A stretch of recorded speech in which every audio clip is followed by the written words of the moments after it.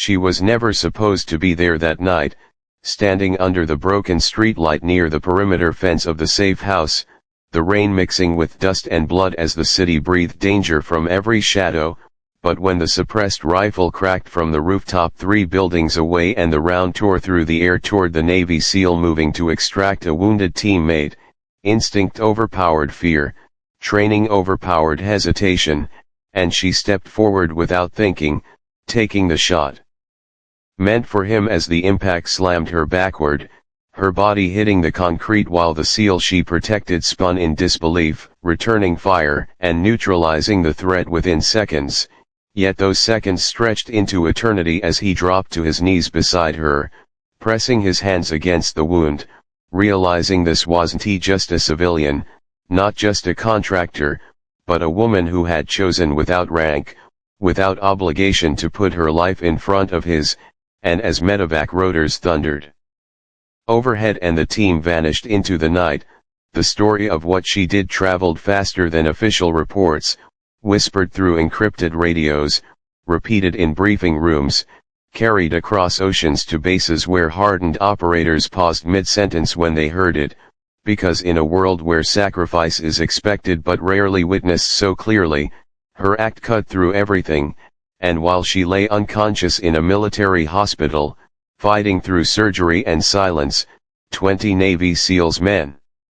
who had survived hell together, men who did not show up unless it mattered made a decision without orders, without publicity, without anyone needing to ask, and by morning they stood in dress blues and worn boots outside her door, filling the hallway with quiet presence, each one there not to speak but to honor, to guard, to repay a debt that could never truly be repaid, because she had reminded them of something deeper than missions and medals, that courage is not owned by uniforms, that loyalty can come from strangers, and that sometimes the strongest shield on the battlefield is a single human choice made in a fraction of a second, a choice that binds lives together forever, long after the gunfire fades and the world moves on, leaving behind a story the SEALs would carry with them for the rest of their lives. By the time she awoke, the sterile white light of the hospital was replaced by the quiet weight of unspoken respect, the machines beeping steadily beside her bed blending with the soft shuffle of boots on linoleum, and when she opened her eyes, the first thing she saw was not a doctor, not her family, but faces she had never expected to see. 20 Navy SEALs, silent and composed, standing shoulder to shoulder as if forming a shield once again, their presence alone telling her more than words ever could, each pair of eyes reflecting the countless missions they had survived together, the losses they had endured, and now, the unbreakable bond they were silently offering her. And in those moments, as she blinked against the sharp hospital light and struggled to process the magnitude of what had happened, one of them, the team leader with a face hardened by combat but softened by recognition, stepped forward, crouched slightly, and whispered, "You saved one of ours. That makes you one of us," and though the words were quiet, they reverberated louder than gunfire ever could,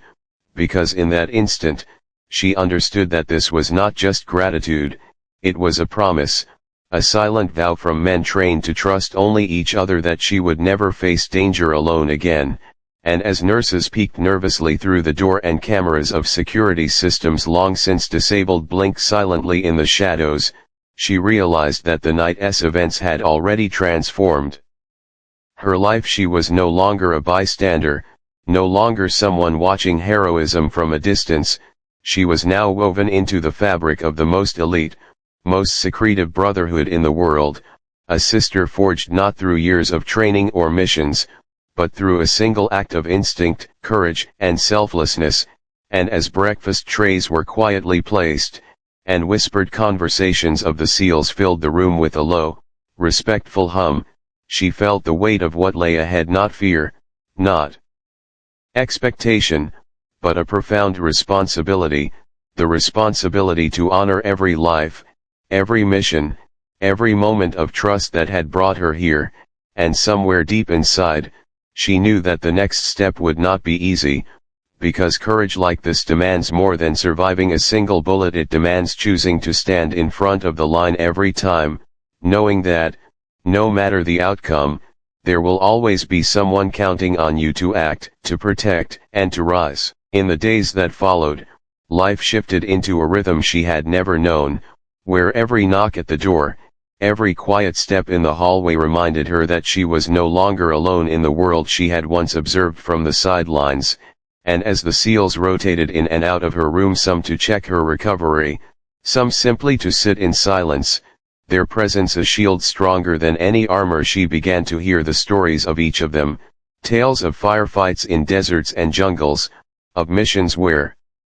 timing and trust had meant the difference between life and death, and slowly, she started to understand the depth of the brotherhood she had become part of, realizing that while her act of instinctive bravery had brought them to her door, it was their discipline, loyalty, and quiet courage that had kept her alive, and as she listened, she felt the weight of unspoken expectation settle on her shoulders, not as a burden,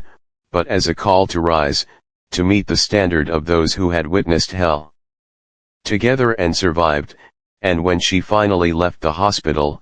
guided by two of the SEALs who had insisted she be escorted personally, the streets felt different, charged with the knowledge that danger could strike at any second, yet confidence and trust in her own instincts had replaced fear, and as she stepped outside into the cold morning, blinking against the sunlight, she realized that her life had irrevocably changed. She was no longer merely a witness to heroism, she was a participant, a protector, a force in her own right, and that realization deepened when she returned home to find a note slipped under her door, simple yet profound: "You stood for one of ours. Now, we stand for you. Welcome to the team." And with that, she knew that the bonds formed in the chaos of a single night would echo through every mission, every challenge, and every choice she would ever make, because courage, once recognized, never walks alone, and the 20 Navy SEALs who had appeared at her door were not just guarding her, they were giving her a promise of unbreakable loyalty, a promise that the world would now test her against, and she was ready. The following weeks became a crucible unlike anything she had experienced before, as the SEALs, true to their word,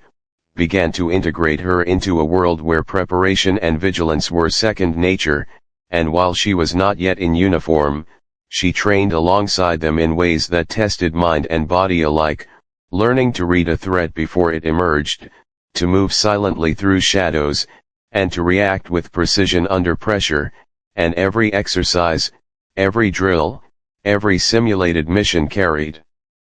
the weight of what had happened that night, reminding her that courage was only meaningful when backed by skill, and while exhaustion became a constant companion, it was tempered by the quiet approval of the men around her, subtle nods, a brief glance of acknowledgement, the kind that spoke volumes in silence, and slowly, almost imperceptibly, she began to see herself differently, not just as the civilian who had acted instinctively, but as someone capable of calculated bravery, someone whose presence could tip the scales in life and death situations. And one evening, as the sun dipped below the horizon and the team prepared for a nighttime training scenario, she was handed her first rifle, a weapon that had been an extension of their hands for years, and as she felt its weight, balanced and familiar, she understood that this was more than a tool, it was a responsibility, a symbol of trust, and as she raised it, sighted along the barrel, and felt the rhythm of controlled breathing. The SEALs watched in silence, not as instructors, but as peers, and in that quiet moment, a bond was solidified, unspoken yet undeniable, and when the night exercises began, crawling through mud and rain, moving through simulated ambushes and navigating mazes of obstacles, she discovered something profound. Courage was not just in facing the shot, it was in every calculated risk, every decision made under pressure, every choice to trust and be trusted, and by the time the exercise ended, soaked and exhausted, the team gathered around her, faces illuminated by the glow of floodlights, and one of the older SEALs, his voice rough yet warm, said, "You earned it. Not by who you are, but by what you did," and in that instant, she realized that her life had shifted irreversibly. The night she stepped in front of a bullet had been only the beginning, and now, she was being forged into something greater, something that required more than instinct. It required discipline, resilience, and the unwavering courage to face whatever came next, shoulder to shoulder with the warriors who had once stood at her door. As weeks turned into months, her world became a relentless rhythm of training, missions, and moments that tested both body and spirit, and each day she woke knowing that the line between fear and courage had been redrawn for her, because every drill, every obstacle, every tactical simulation was no longer just practice, it was preparation for a reality she had already glimpsed, the reality of bullets, chaos, and split-second choices, and yet, despite the intensity, she thrived, driven by the memer,